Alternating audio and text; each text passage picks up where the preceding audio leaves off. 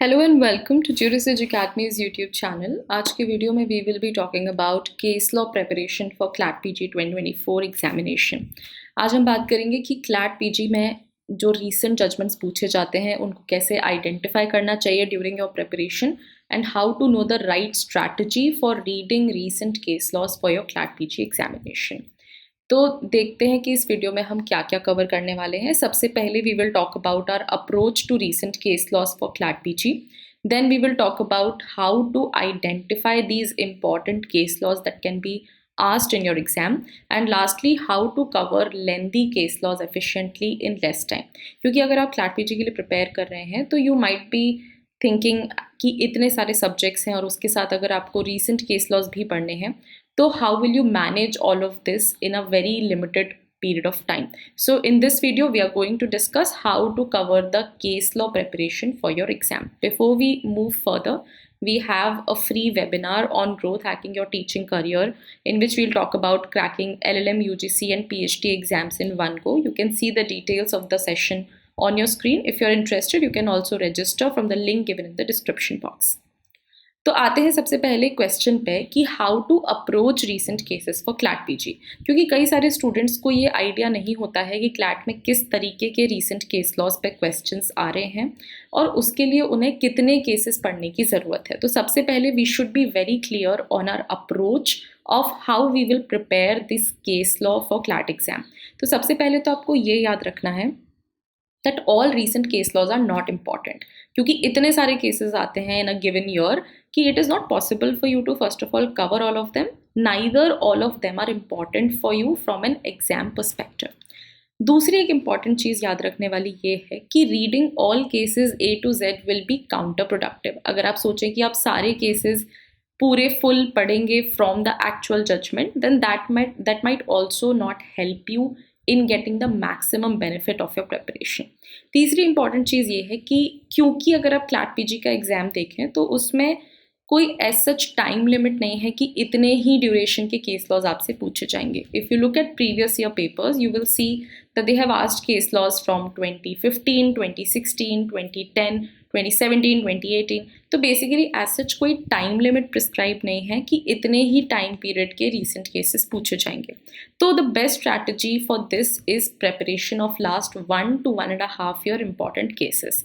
Although पूछने के लिए तो वो केसेस कहीं से भी पूछ सकते हैं। They have also asked cases which are 5-6 years older than the exam in which they are being asked, लेकिन 1 to 1.5 year के जो केसेस हैं वो सबसे ज़्यादा इंपॉर्टेंट होते हैं and you should limit your preparation to that only.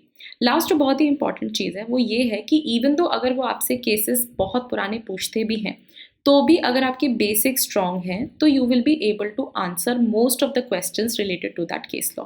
तो there has to be a balance between basics and recent case laws in your preparation।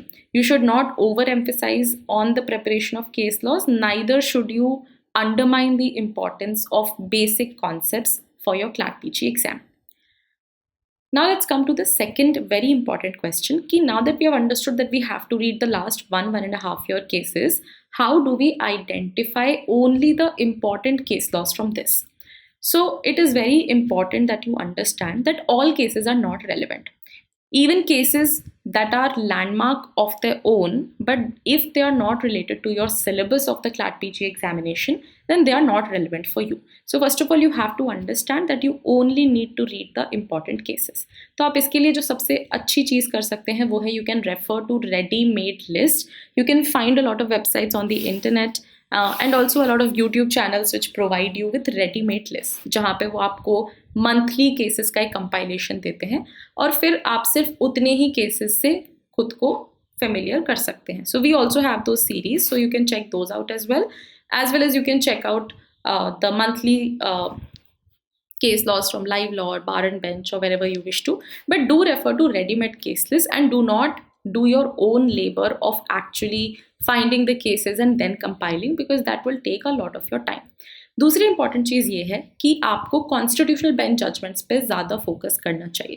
तो ऐसे तो बहुत सारे जजमेंट्स आते हैं, बट ऐसे जजमेंट्स जिसमें 3 जज बेंच डिसीजंस जो हैं या 5 जज बेंच डिसीजंस जो हैं, they are obviously more important, they are on important issues and that makes them more important for your CLAT PG exam as well.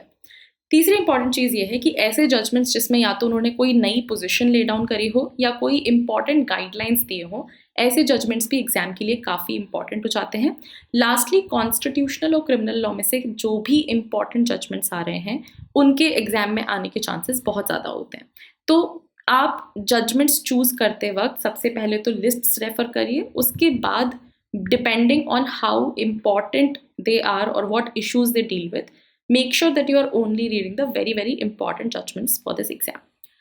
Now let's come to the last question, ki how to cover lengthy case laws efficiently. Because now that you have narrowed down that these are the 50 cases that you want to read for your CLAT 2024 examination, then the most important question comes how to cover them. Because some of these judgments will be very lengthy. For example, there would be judgments which would be 300 pages or 400 pages. So how will you cover those very lengthy judgments? जैसा कि हमने पहले भी कहा था कि reading case A to Z is not the right strategy. अगर आपको केस लॉ पढ़ने में इंटरेस्ट है तो that may be good for you, but हम अगर एग्जाम पॉइंट ऑफ व्यू से बोलें तो A to Z केसेस पढ़ना is not really important for you.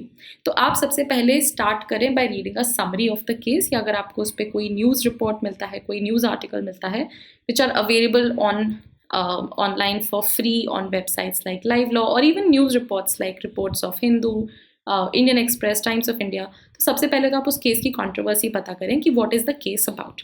Secondly, अगर आपको कोई ऑनलाइन केस एनालिसिस मिलता है, क्योंकि अगर वो कोई बहुत इंपॉर्टेंट जजमेंट है तो आपको उस पर केस एनालिसिस आर्टिकल्स काफ़ी सारी वेबसाइट्स पे मिल जाएंगे। तो pick 1 or 2 case analysis and then try to familiarise yourself कि उस केस के फैक्ट्स क्या थे, उस केस में लीगल प्रोविजंस कौन से इन्वॉल्व थे, क्या इश्यूज थे और अल्टीमेटली कोर्ट ने क्या फाइंडिंग्स दी। तो जजमेंट पढ़ने के पहले ही आपको सबसे पहले समरी पढ़ के खुद को अवेयर करना है कि what the judgment is about, ताकि आप जब जजमेंट पढ़ें तो आपका काम काफ़ी ईजी हो जाए। थर्डली, आप डाउनलोड करें original judgment from the Supreme Court's website and then you start reading the judgment. अब जजमेंट पढ़ने के भी कुछ ट्रिक्स होते हैं, आपको पूरा जजमेंट फुल्ली नहीं पढ़ना है। ओरिजिनल जजमेंट में से जो सबसे इम्पॉर्टेंट पार्ट होता है वो होता है आर्ग्यूमेंट्स के बाद वाला पार्ट, जहाँ पे कोर्ट इश्यूज को इंडिविजुअली डिस्कस करती है while discussing the legal provisions involve.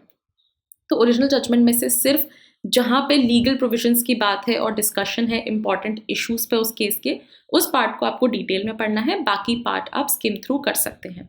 उसके बाद आप कंक्लूजन और डिसीजन अच्छे से पढ़ें एंड मेक श्योर कि आपको हर इशू का डिसीजन पता हो कि जो भी इश्यूज कोर्ट ने फ्रेम किए उस केस में, उन सारे इश्यूज पे कोर्ट ने क्या क्या डिसाइड किया है।